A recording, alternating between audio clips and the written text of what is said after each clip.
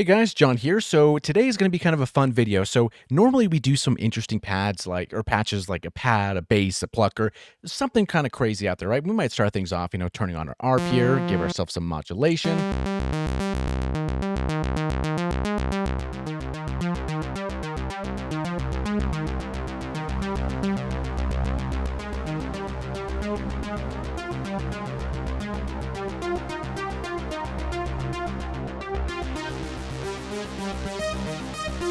Maybe add some drums to that as well.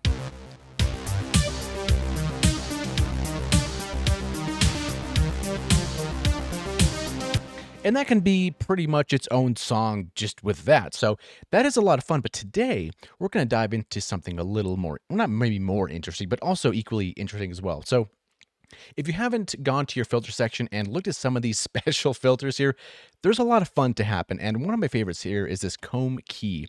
So this thing makes some pretty wild sounds.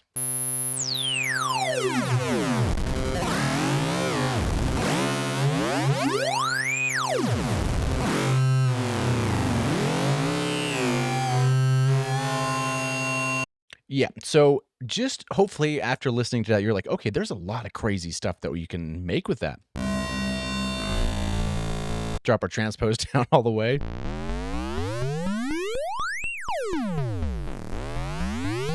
So now we're kind of entering some type of effect category.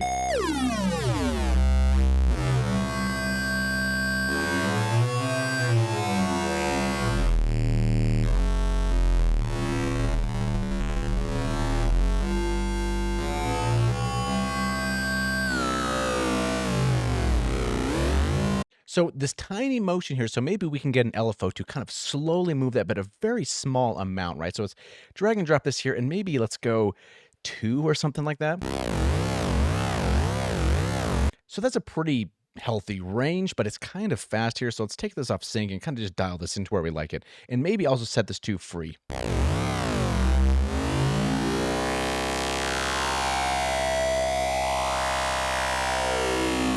So while that's pretty cool, we can also maybe make this random.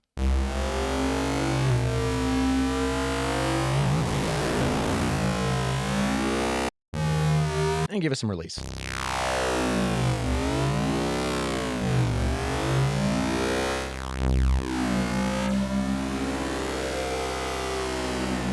And part of the fun of this too is just twisting knobs. You can get some wild sounds out of this thing.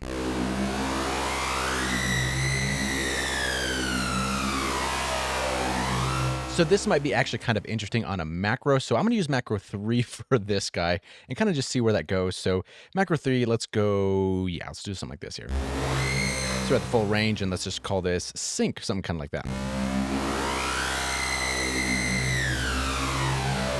Okay, now we really haven't gotten into effects. So maybe one of the first things I kind of want to do is maybe do some compression on this guy, or maybe bring this down for some EQ before that.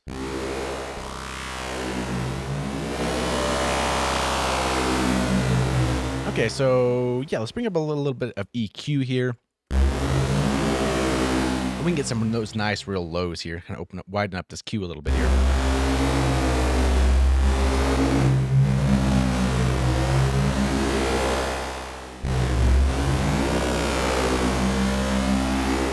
Okay, that's kind of interesting. So we have this here.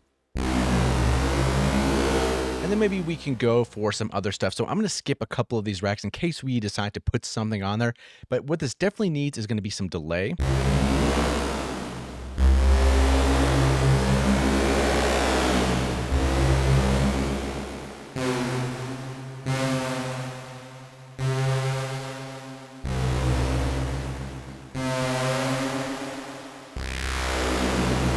Yeah, this is getting kind of wild here. Okay, so we have a delay, and a reverb for this is going to be perfect. Now we can go to the root of verb, and one of the almost best ones, I think personally, is this abyss. It makes things just huge. Or just average, depending on who you're asking.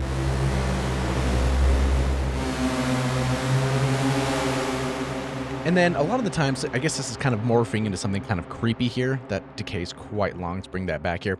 So let's do some shimmer, but a trick I always like to use to make it kind of creepy is just going down by one semitone here and kind of just increasing this to taste.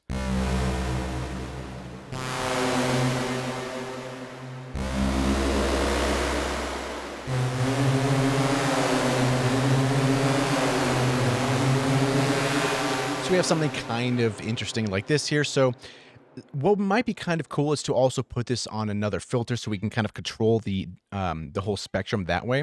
So here we can just go to plus, and then since we're using this oscillator here, we can go to the plus here and add filter 2 right below filter number 1. So now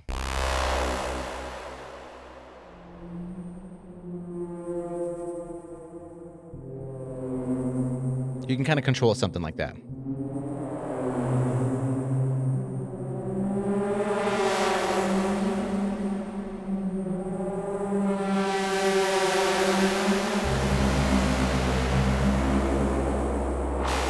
So we have that, which is funny here. So maybe on this first oscillator, we can even add a sub oscillator. So a square might be kind of nice for this here.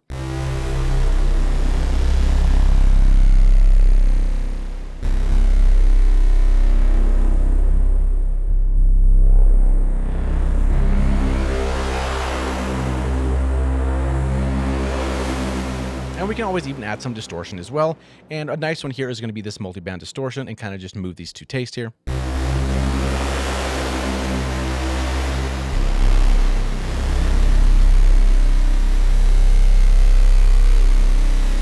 Get that sizzle up there on the top.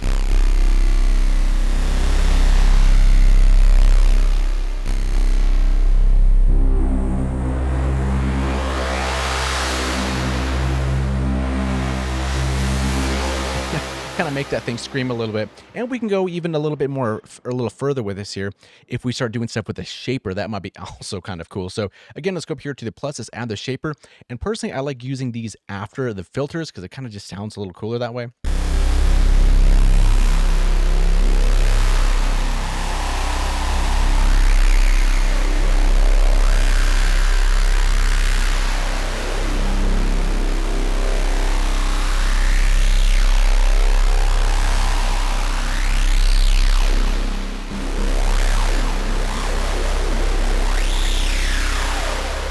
So maybe that might be interesting to put on a macro. We can also maybe modulate this with another LFO.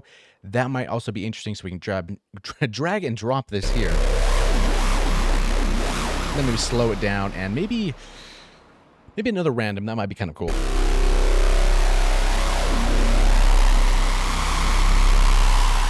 And this is only on the soft algorithm. There's a lot of different ones to pick from, so maybe we can kind of scroll through these and see what we like.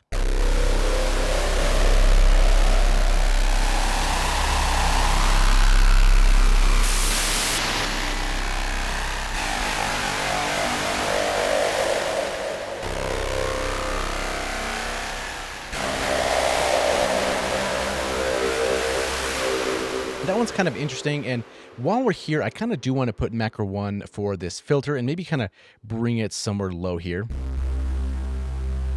Something kind of like that, and then for this guy, let's label this as filter, something there, and then kind of just drag this to taste here, maybe go all the way. That might be kind of interesting. Yeah, let's go like 50. And put this on percentage. You know, maybe we can go a little more.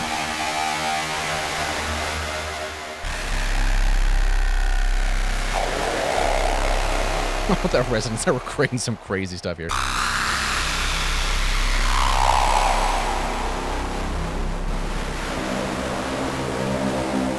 And then maybe we can put this distortion also on a macro just in case we don't really want it, or we can control it here. So I'm going to bring this all the way down, maybe use that for macro 2, something kind of like that, and then just bring that up there. Something that might be kind of cool. So we can add that in whenever we'd like to. So distortion. There we go. And maybe slow in the attack here with a little curve as well.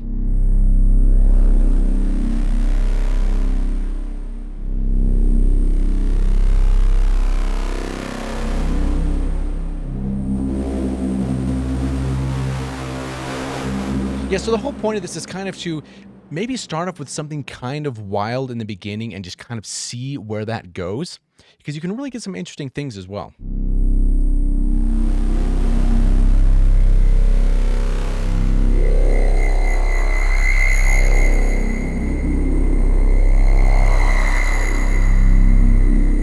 Especially how that sync kind of goes with the reverb as well. I kind of listen for that tail there at the end.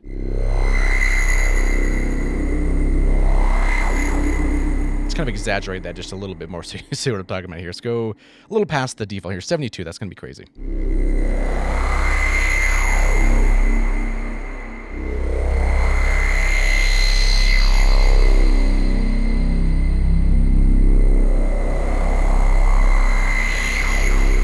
And who knows, what if we do something even crazier too? Let's add another filter. Let's go here, add filter number 3, put this probably after filter number 2. And let's go for another special. Let's go for another chrome key. What is this going to sound like? Oh, good Lord.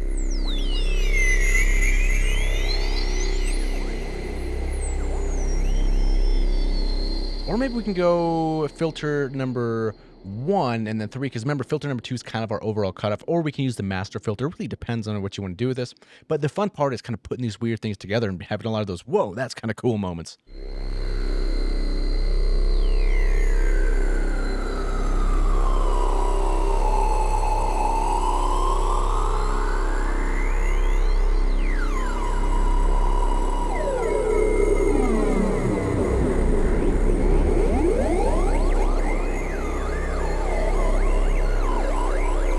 So see, something like that might be kind of interesting. You know, maybe you can move those cutoffs in a certain way and then try to figure out a modulation source that would be kind of similar to the way you moved it with your hand.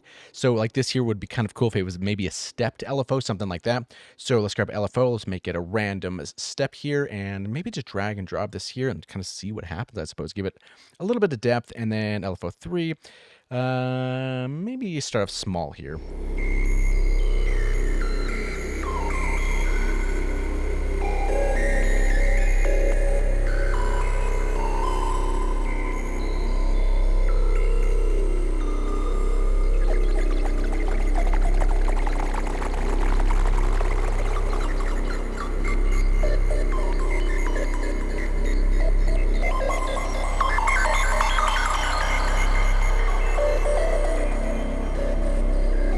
And then the more kind of cool things that you might figure out to put on a macro, like this rate one might be kind of cool. So we can go ahead and add another macro page, and maybe let's say macro 4 is going to then control the rate here. Maybe we could start off kind of low and then maybe give it some depth like that. And let's call this, I guess, LFO rate.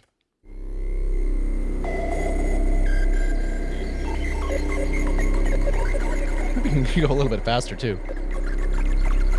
And then retrigger, I guess we can go free as well.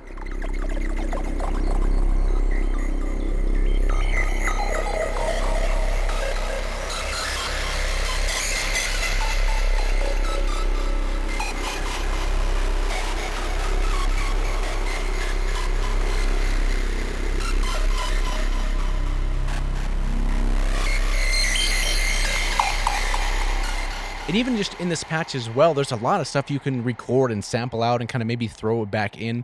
So, you know, let's say we like this kind of thing here.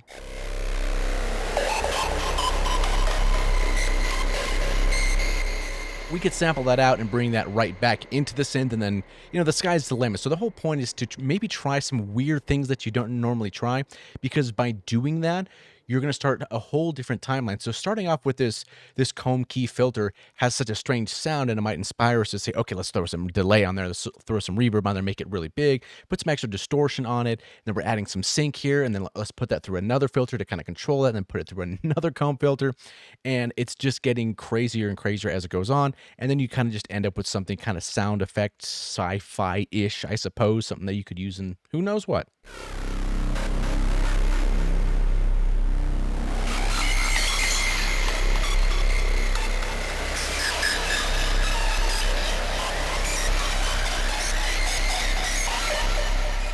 So there's that, and that's just starting off with the saw wave. So now we can say, let's go to a square. What would that sound like?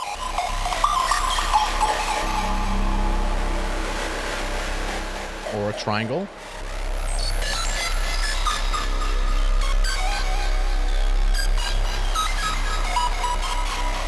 That's actually kind of cool. And maybe this same LFO, see that, this is what I'm talking about. You get all these interesting types of ideas here.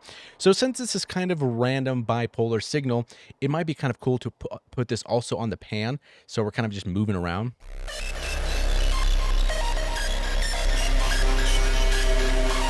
And that's just me hitting another key as well. Sounds like a sci-fi cow or something.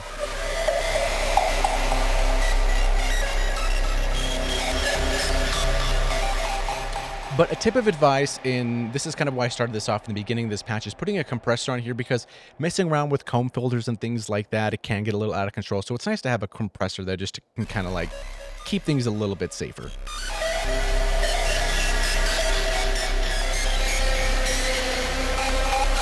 There's that space cow. Oh, that might be a funny title for this. I don't know. But yeah, so this is so far just one oscillator. And in the voicing, yes, we're using a sub square, but we can also have access to all these 4 voices as well and kind of just go through different pitches of the different voices. Because this isn't necessarily trying to make a tonal melodic thing. So in that sense, we're not really worried about scale. We're not really worried about a melody. We're worried about some type of cool, interesting sound effects that you could, I don't know, you can put for something. So let's see what happens here. Maybe go 1 semitone. Or just move them around.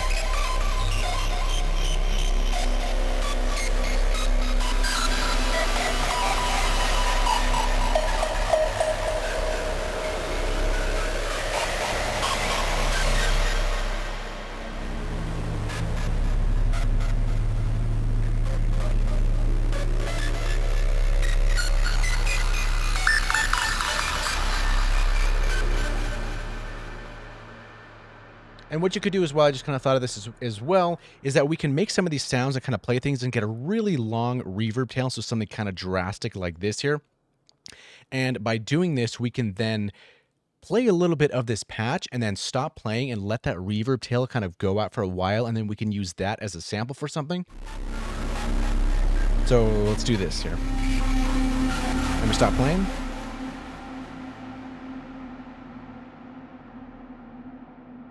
So that tail there could be used for some interesting things.